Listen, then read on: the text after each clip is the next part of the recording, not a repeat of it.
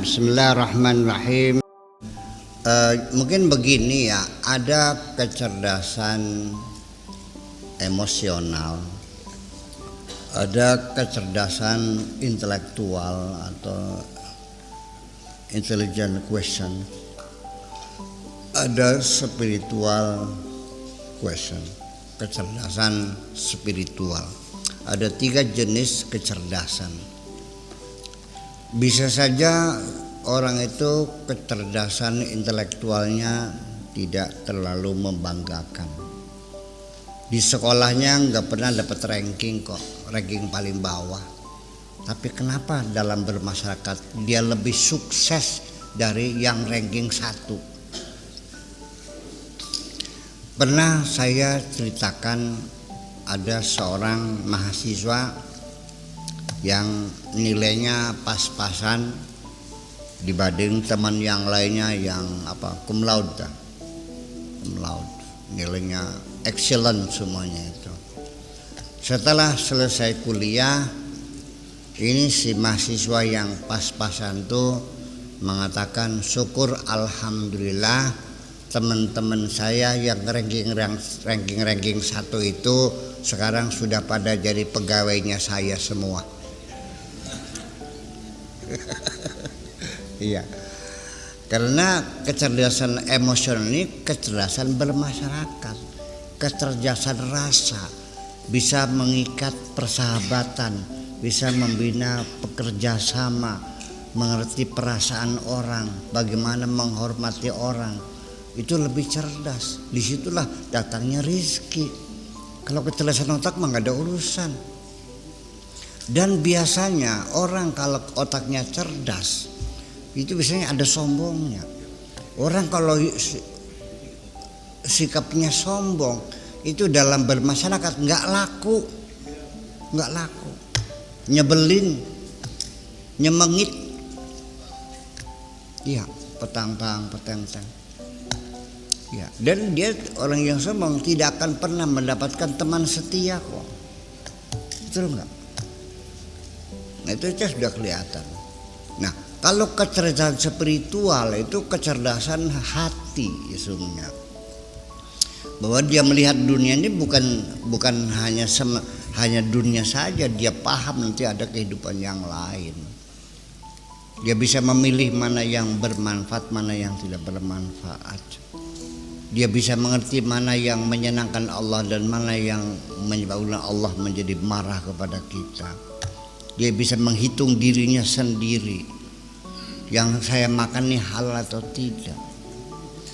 Iya, dengan kecerdasan spiritual, daripada saya makan uang haram, lebih baik saya mati kelaparan.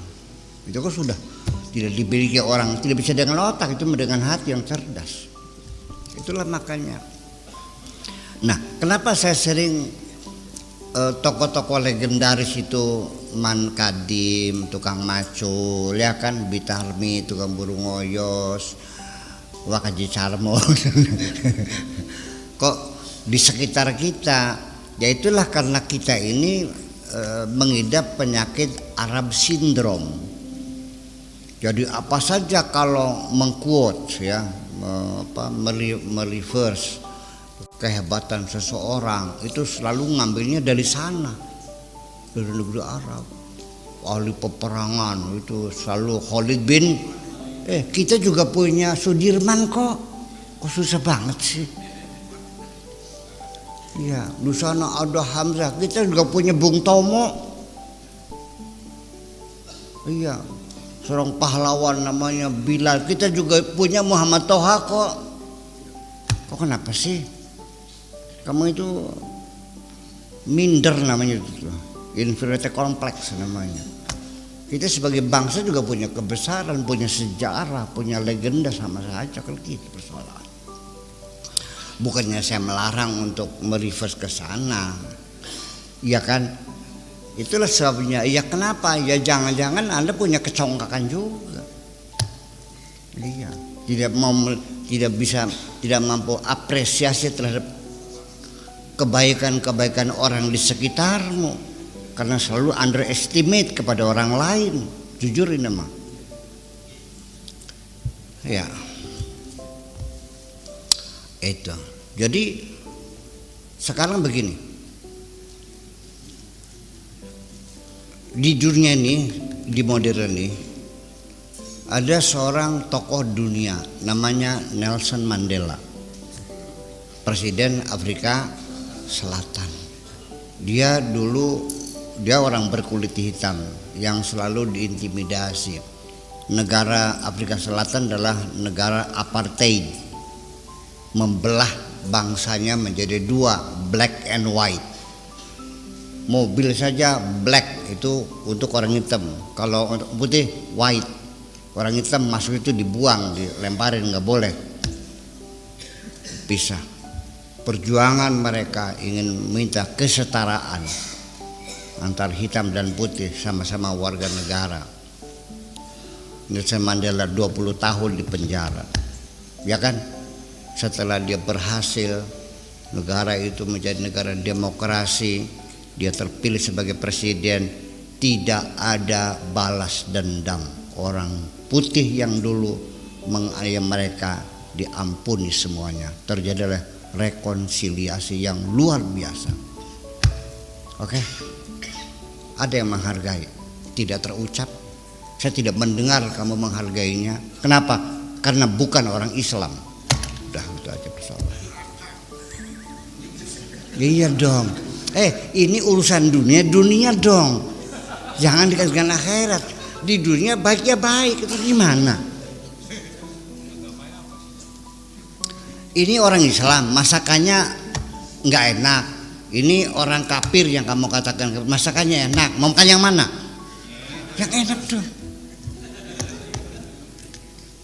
Iya, kamu selalu tidak menghargai kebaikan orang lain hanya karena beda agama. Ya dong. Beda suku, ya kan?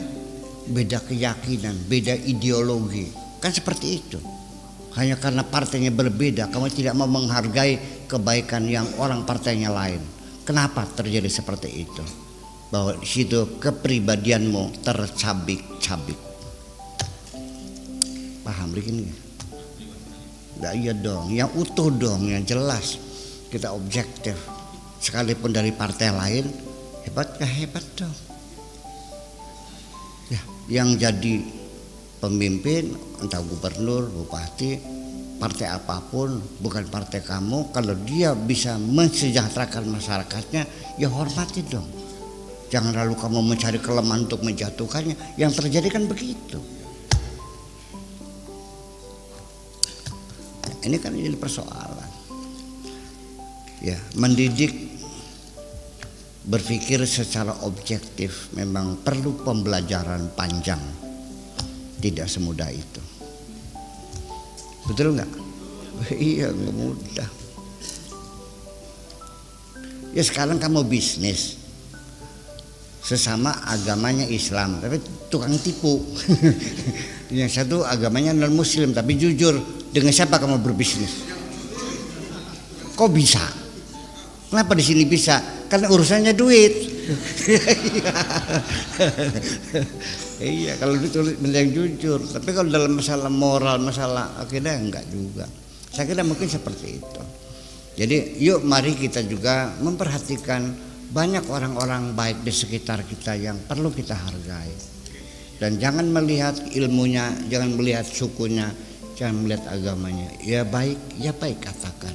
Adapun nanti di akhirat surga neraka bukan urusan kita, itu urusan Allah. Di dunia dia baik, kita hormati dong. Betul enggak? Nah itu persoalan.